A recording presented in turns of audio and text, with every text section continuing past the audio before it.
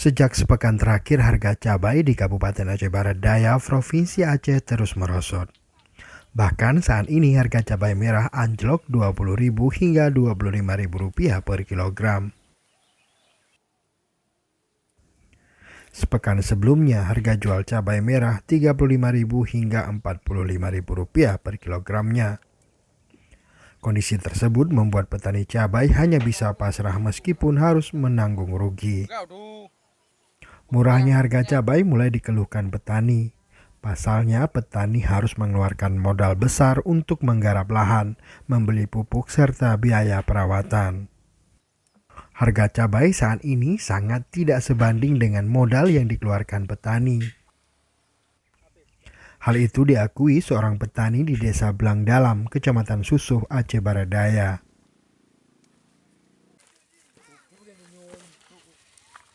Memang harga saat ini tidak stabil, kisaran antara 20 sampai 25. Sedangkan minggu sebelumnya harga cabai sekitaran 35 sampai 40. Ini kenapa nih akibatnya?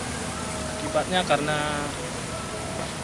stok barang banyak dan permintaan juga ini menipis.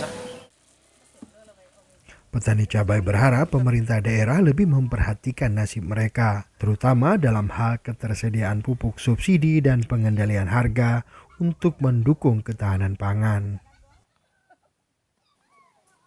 Dari Aceh Barat Daya, Tim Liputan Aceh Video.